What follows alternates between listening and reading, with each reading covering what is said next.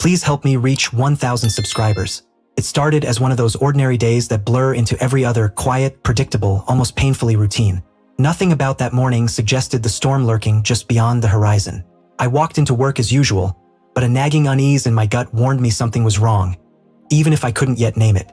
For months, I had been clinging to the illusion of stability, blind to the reality Emma, my wife, had been hiding behind her carefully curated smiles.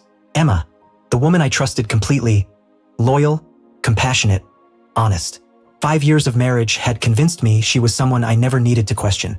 From the outside, our life seemed flawless. A cozy home, a circle of friends, shared dreams, and the routines of comfort. But reality has a way of surfacing when you least expect it. It began with subtle changes. Nothing dramatic at first, just enough to make me hesitate, to wonder. Emma had more work trips, more nights out with friends, more excuses to stay late. She seemed distant, lost in thought even when sitting right beside me. I tried to ignore it, absorbed in my own obligations, until the unease became impossible to dismiss. The tipping point came the night I decided to surprise her with dinner. I got home early, expecting an empty house, only to find her car in the driveway. Inside, the lights were dim. She wasn't bustling in the kitchen or humming along to music like she normally did. I found her in the living room, clutching her phone, which she hid the moment she noticed me. Her reaction was too quick, too nervous. A crack in the image I had of her, one I had been desperately protecting. Weeks passed, and the cracks multiplied. Wine glasses left out when she claimed to be meeting friends. Odd-hour messages she quickly snatched away. Each time I gently asked how her day had been, her defenses sharpened. I could no longer ignore the truth. Desperation pushes people to acts they never imagined. I hired a private investigator. The truth arrived like a hammer. Emma wasn't working late. She wasn't with friends. She was seeing another man, Josh, someone she met on a business trip. The investigator handed me everything. Photos, call logs, messages. They weren't just cheating, they had plans. Real plans. Plans to leave, start over, build a life together. The ground vanished beneath me. Betrayal struck me physically. Rage mixed with heartbreak and humiliation. But as the storm settled in my chest, one thought crystallized. I didn't need to explode. I didn't need to scream. I didn't need to stoop to their level.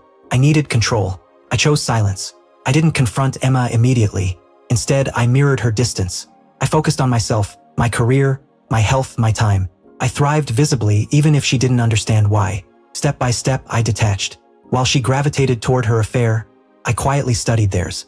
Josh was arrogant, overconfident, convinced love built on lies could last. He said exactly what Emma wanted to hear, but he didn't know I had already planned every move. When I finally invited Emma to dinner, she entered confident, believing she still had control. She thought her secret was safe.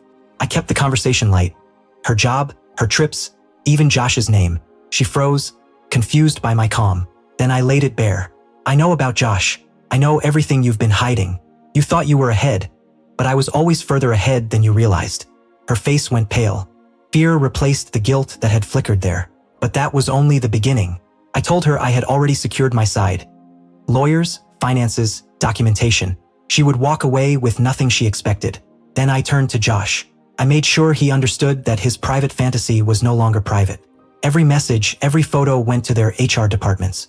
Their careers built on lies crumbled. Their carefully constructed lives collapsed. The divorce finalized swiftly. Emma tried contacting me afterward, desperate, apologetic, pleading for forgiveness. But I was gone.